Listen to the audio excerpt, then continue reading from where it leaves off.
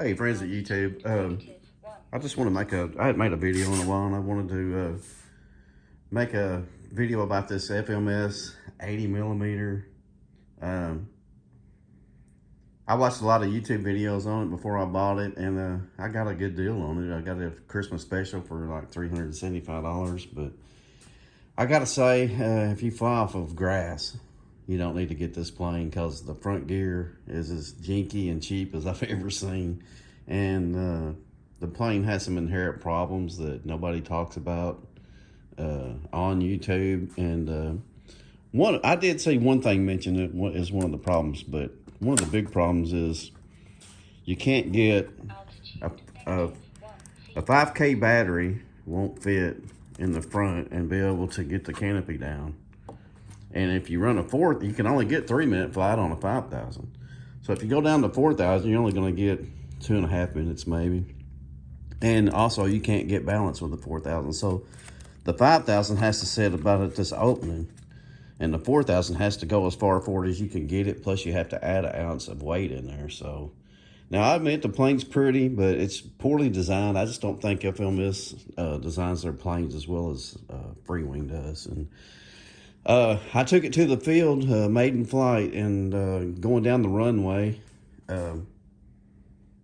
all I did was trying to take off the front gear, which is the jinkiest front gear I've ever seen in my life. I'm going to show it to you here in a second. But all I was doing was trying to take off on a grass runway, and the front gear snaps in half.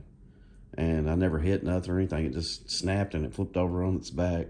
Luckily, no damage anywhere. The plane's still solid and it's probably going to be okay. But, man, it's got the cheapest front gear on it I've ever seen. And it's jinky, too.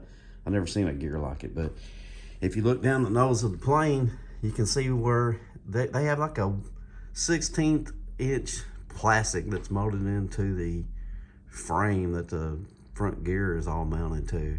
And I was not able to get that all back lined up, so now I've got blockage in my intake. So, but anyway, I'm gonna flip it over and show you what that gear's like. And I've got to set my phone down just for a second, so bear with me here.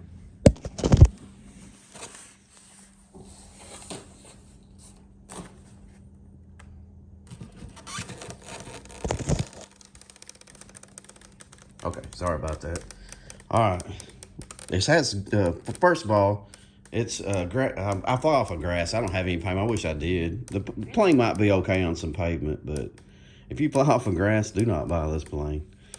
It has it caught the gear right here, or I'm sorry, the gear doors right here, and it just damaged all this. And they stick down really far, like there's no room for the grass. So let me put these down.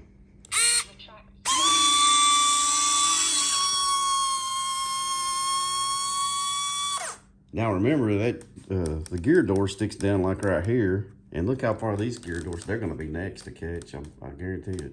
Luckily they are kind of angled right here. I may have to round that off or something so it don't ever catch on the grass. But the rear gear seem okay. I'm okay with them, and the doors do seem too far down though, so I think they're going to catch. But here's your front gear.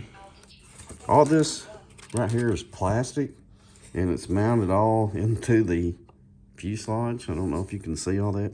And then it's got this black box here that's all attached to it, and I couldn't even figure out how to get it apart, and those screws don't get it out. So what I had to do was just pull it all back up the best I could and epoxy this to the side of the fuselage. So that's what's holding my gear in right now. And then look at this front gear. I mean, it's all plastic, and this is mounted in plastic. It's real small and cheap. I'd say it's one of the prettiest planes that I have, and you can see I have a lot of jets. I got planes everywhere, and I fly a lot. So I'm not talking from inexperience here. So I've got about, and this is my only FMS planes I have is that one, which I also have trouble flying off of grass. So I think the engineers at FMS, they don't think about people that's not flying off of pavement. So if you're flying off of grass, then definitely stick with the Freewing stuff, because FMS, they don't care about us grass flyers. So But anyway, that's some of my planes that I do fly. I got an Extreme Flight 3D plane, all kinds of F-22, one of my favorites. Oh, here's another FM. I do have another FMS plane, and I do like that plane because I hand launch it, but I had to modify it to do that. I had to build a little rail down here on the bottom so I could hand launch it. Again, the gear on it, you can't use it on grass. They don't think about the grass flyer, so. And, oh, I have the FMS Thunderbird, also a hand launcher.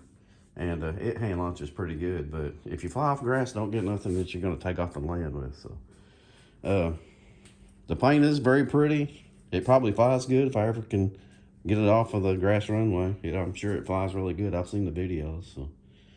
So, I'm disappointed that none of the big guys on YouTube really covered this gear. You know, I mean, that is some jinky gear. I've never seen gear like that before. The lighting on here is really cool though.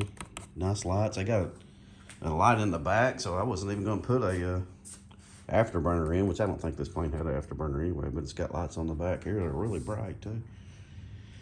I did pick up just a little bit of damage when it hit. There's a little bump right there and a little hole right here where the gear door ripped through. Their servo's still in there from the gear door, and then this servo here that does the steering, it got ripped out too, so I had to epoxy it back on.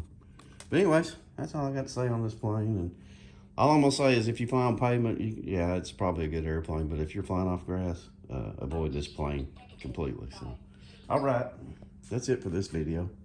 Talk to you guys next time.